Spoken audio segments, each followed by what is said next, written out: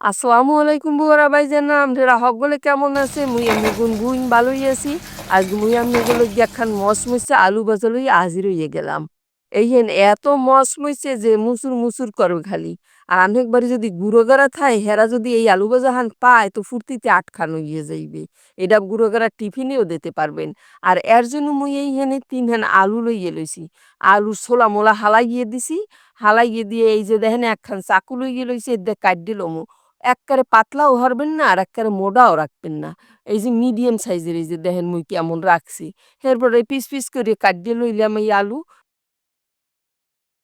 সব আলুগুলো মুই এইরম করে কাটিয়ে লইছি এখানে এখন পানি দিয়ে কষলাই মশলাই ভালো মতো ধুয়ে লমু যেন এর মধ্যে কষ্ট না থাকে এই যে দেখেন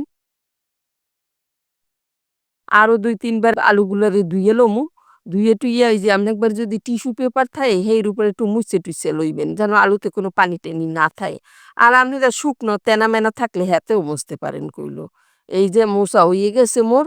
এখন এর মধ্যে মুই কিছু জিনিসপত্র দিয়ে দিমু। মুই এইখানে দেখেন একখানা আন্ডা দিয়ে দিছি। এই যে আর দিয়ে দিতেছি এই যে মরিচের গুঁড়ো আছে লাল মরিচ, সেই মরিচের গুঁড়ো দিয়ে দেবেন। স্বাদ অনুযায়ী দিবেন। যার যেমন আরকি ঝাল পছন্দ ধরেন। লবণ দিয়ে দিছি, দিয়ে দিলাম কিছুটা মিক্সার। এটা না থাকলে নাও দিতে পারেন। আর কিছু ময়দা আর কর্নফ্লাওয়ার মিলাইয়ে আমি এর মধ্যে দিয়ে দিলাম এই যে।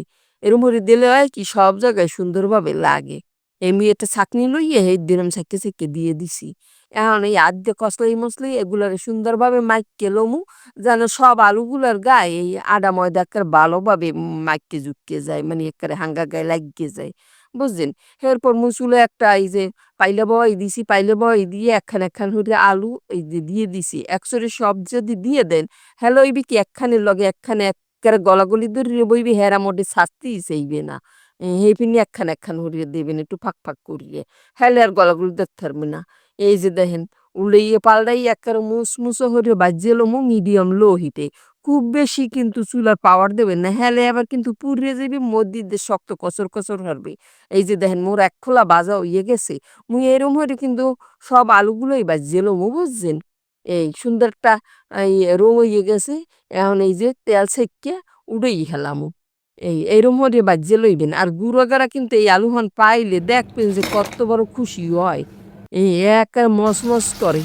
এই যে দেখেন সব মোর ভাজা হইয়ে গেছে আমি একটু শব্দ শুনেই দিই আপনাকে এই যে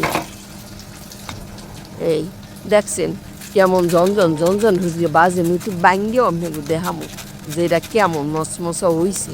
আপনারা কিন্তু এই আলুহন বাড়ি বানাই গিয়া খাইতে পারেন, বিয়ালে চায়ের লগেও খাইতে পারেন, গুঁড়াগাড়ার টিফিনেও দিতে পারেন। আশা করি আজকে মোর এই রেসিপি হেন আপনাকে ভালো লাগছে, ভালো লাগলে বেশি, বেশি শেয়ার হইরে দিবেন, লাইক হইরে দিবেন, ফলো দিয়ে দিবেন। আর মোর ইউটিউব চ্যানেল হানেরও সাবস্ক্রাইব করে দিবেন।